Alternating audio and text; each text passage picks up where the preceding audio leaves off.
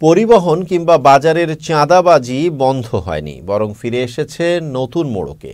একথা জানিয়ে জাতীয় ভোক্তা অধিকার সংরক্ষণ অধিদপ্তরের মহাপরিচালক AHM শফিকুজ্জামান বলেন, বাজার নিয়ন্ত্রণে এবার শিক্ষার্থীদের সাথে নিয়ে এগোতে চায় ভোক্তা অধিকার।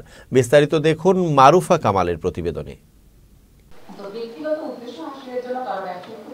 পণ্য পরিবহনে প্রতিনিয়ত চাঁদাবাজি ও প্রভাবশালী সিন্ডিকেটের হাতে বাজারের নিয়ন্ত্রণ থাকায় হরহামেশায় অভিযানে গিয়ে বিব্রত হতে হয়েছে জাতীয় ভোক্তা অধিকার সংরক্ষণ অধিদপ্তরের কর্মকর্তাদের।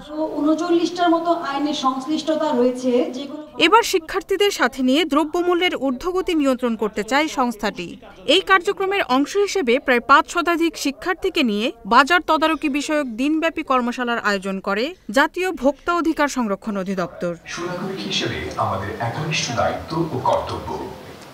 শিক্ষার্থীরাও নতুন দেশ বিনির্মাণে সংস্থাটির পাশে থেকে সহযোগিতার আশ্বাস দেন। আমরা স্ক্যাটার্ড ভাবে অনেকগুলো দল আসলে ভোক্তা সুরক্ষা, অধিকার সুরক্ষা, বাজার নিয়ন্ত্রণ, চাঁদাবাজি নিরোধন এবং নানান ধরনের অপরাধ যেগুলোর জন্য জনজীবন আসলে বিপন্ন হয়েছিল, সেসব সমস্ত কার্যক্রম নিয়ে কাজ করছিলাম।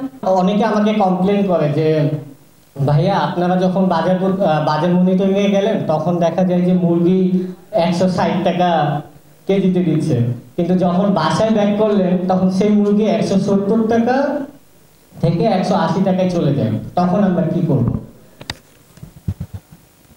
তো সেই ক্ষেত্রে আপনারা জাস্ট তাদের হচ্ছে যে রিসিপ্টটা যেখান থেকে তার মুরগিটা কিনে সেটা একটু চেক করবেন, হ্যাঁ, তাহলেই বুঝতে পারবেন যে সে কত টাকা লাভ করতেছে। আয়োজিত কর্মশালায় প্রধান অতিথির বক্তব্যে জাতীয় ভোক্তা অধিকার সংরক্ষণ অধিদপ্তরের মহাপরিচালক AHM শফিকুজ্জামান বলেন, আগে অনিয়ম চোখে পড়লেও কিছু বলতে পারেনি, এবার শিক্ষার্থীদের সাথে নিয়ে এগোতে চান তিনি। তোমরা সবাই মিলে যে স্বপ্ন দেখছি, একটি বাংলাদেশ, যে বাংলাদেশ হবে অবাধ, যে বাংলাদেশ হবে সবাই কথা বলার বাংলাদেশ, যে বাংলাদেশ হবে আমাদের উন্নয়নের বাংলাদেশ, যে বাংলাদেশ হবে আমাদের একটি উন্নত বাংলাদেশ, সেই বাংলাদেশ হবে প্রতিটা মানুষের বাংলাদেশ। সেই বাংলাদেশ দেখার প্রত্যাশায় তোমাদের সাথে আমরা আছি, আমরা থাকব, তোমাদের নিয়ে কাজ করব। অনুষ্ঠানে জাতীয় ভোক্তা অধিকার ছাড়াও BSTI, নিরাপদ খাদ্য ও বাংলাদেশ ট্যারিফ কমিশন সহ বিভিন্ন সংস্থার কর্মকর্তারা অংশগ্রহণ করেন। এই তারুণ্যের অদম্য শক্তি, এটিকে পজিটিভ সেন্সে কাজে লাগাতে। Marufa Kamal, channel S, Dhaka. এই ধরনের জিনিসগুলো তোমাদের সাথে আমরা শেয়ার করব।